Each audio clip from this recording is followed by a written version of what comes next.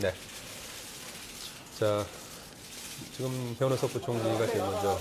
안녕하십니까. 기획재정부 대변인 김용진입니다. 지금부터 2013년도 세법 개정안 관련 브리핑을 시작하도록 하겠습니다. 오늘 브리핑은 부총리께서 간략히 모두 말씀을 하신 후 질의응답 순서로 진행되겠습니다. 오늘 질의응답은 방금 전에 미리 양해 말씀드린 대로 부총리께서 이제 다른 회의를 주재하셔야 되기 때문에 오늘 모두 발언까지만 진행하시고 이후 상세한 질의 답변은 세제실장이 진행하는 것으로 양해 말씀 올리겠습니다. 그러면 지금부터 부총리 말씀이 계시겠습니다.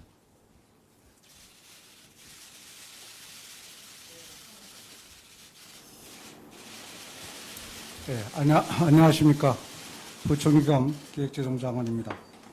정부는 원칙에 입각한 세제 정상화라는 조세 정책 방향하에서 조세 부담 수준의 적정화, 조세 구조의 정상화, 조세 지원의 효율화라는 세 가지 정책 목표에 따라서 금년도 세법 개정안을 마련하였습니다. 다만 그간 근본 세법 개정안과 관련하여 다양한 의견이 제기되고 있으며 대통령께서도 서민 중산층을 배려하여 세법 개정안을 검토하라는 지시가 있었습니다. 이에 정부는 당과 긴밀한 협의하에서 금년도 세법 개정안 중 소득 공제의 세액 공제로의 전환과 관련하여 서민, 중산층의 세부담이 증가하지 않도록 종전에는 3,450만 원 초과 구간에 세부담이 증가하였으나 3,450에서 5,500만 원까지는 세부담이 전혀 증가하지 않도록 수정하였습니다.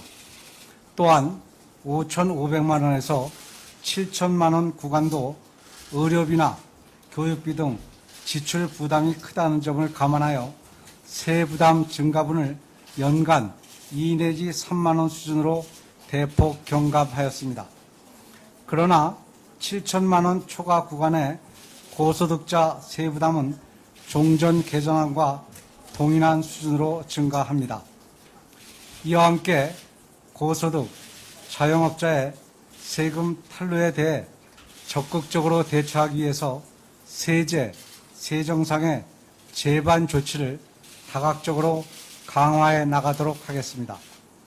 앞으로 정부는 국회와 더욱 긴밀하게 협의해 나갈 뿐만 아니라 금년도 세법 개정과 관련하여 전문가 토론을 개최하는 등 폭넓은 의견 수렴을 통해서 보다 합리적인 개선안을 마련토록 하겠습니다. 감사합니다. 제가 회의를 소집해 놨기 때문에 좀 양해를 하고 자세한 것은 세제실장으로 하여금 답변 드리도록 하겠습니다. 고맙습니다.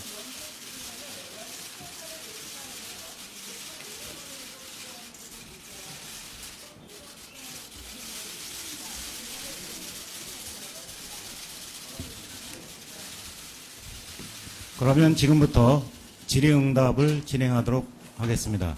질문이 있으신 기자분들은 손을 들어주시고 제가 지명을 하면 소속과 성명을 말씀하신 후 질문을 하여 주시기 바랍니다. 질문하실 기자님 손들, 예, 말씀하시죠. 네, 머니투데이 신희은 기자입니다. 두 가지 질문 드릴 건데요. 5,500만 원으로 상향하고 7천만 원까지 세부담 규모도 많이 낮췄는데 이것 때문에 4,400억 정도 세수 효과가 증발한다고 들었습니다. 근데 고소득층이나 자영업자, 이 대기업 이쪽 부분은 구체적으로 이전에 나왔던 안하고 거의 유사한 것 같아서 실질적으로 그러면 근로장려나 자녀장려 이런 복지 혜택은 축소되는 건지 그 부분 궁금하고요.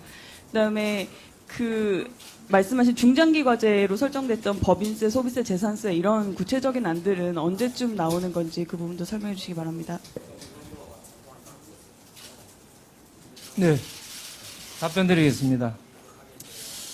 우선 우리 신 기자님 말씀하신 것처럼 약 한 4,400억 정도의 당초 정부 원안보다는 세수 감이 발생하게 됩니다.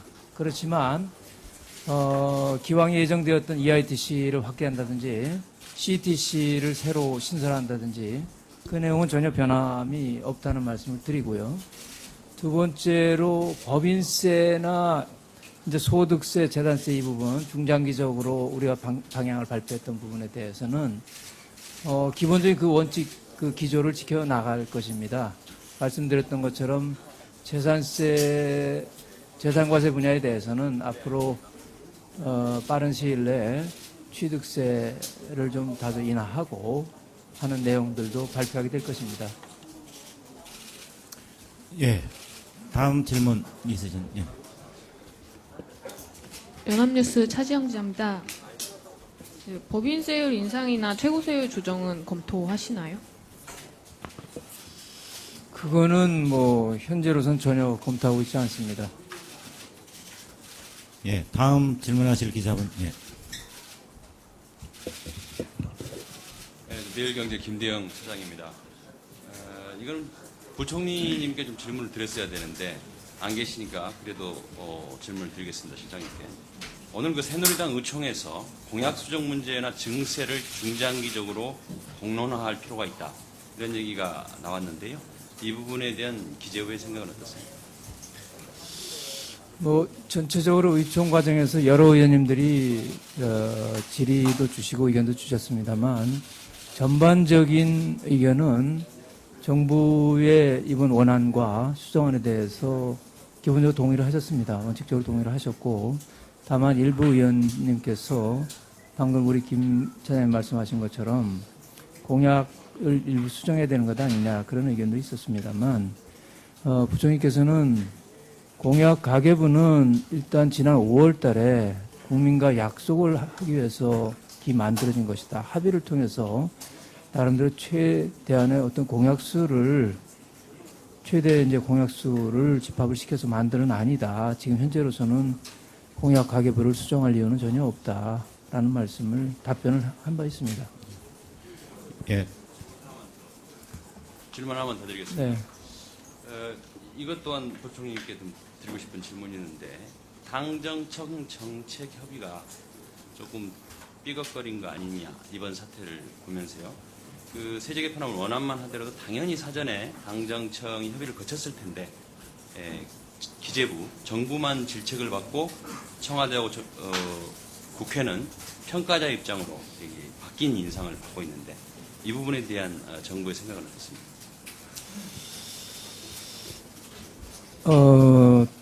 기본적으로 이번 세법 개정과 관련해서는 저희는 당과 정과 청이 긴밀하게 협의를 했다고 생각합니다.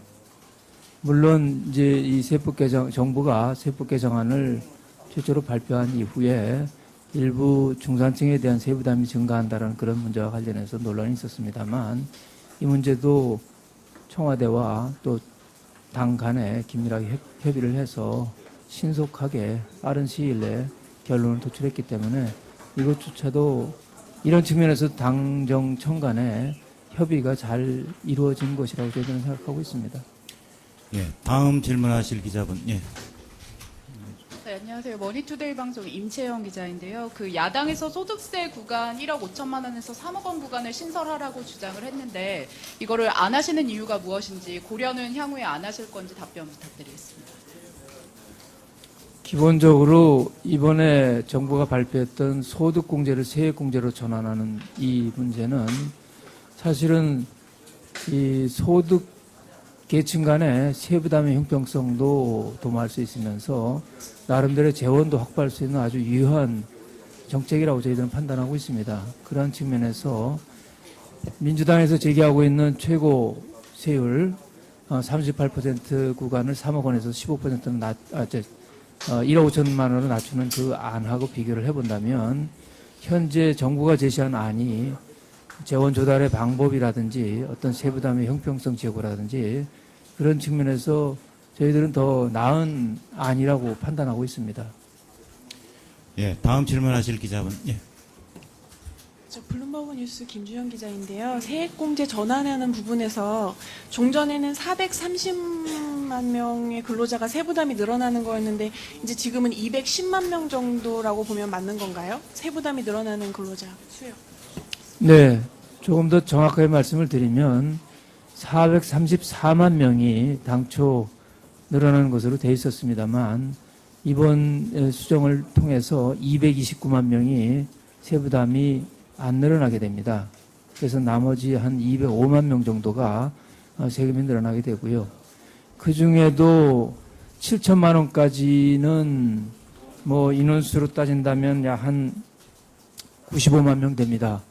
그 인원의 경우에는 세부담이 뭐 한 2, 3만 원 정도 늘어나는 거니까 사실상 거의 늘어나지 않는다라고 볼 수 있고 나머지 7천만 원 초과해서 초과한 그 구간의 사업자 110만 명이 실질적으로 상당히 많은 세금이 늘어나게 된다. 그렇게 말씀드릴 수 있겠습니다. 다음 질문하실 기자분 손들어 주시기 바랍니다.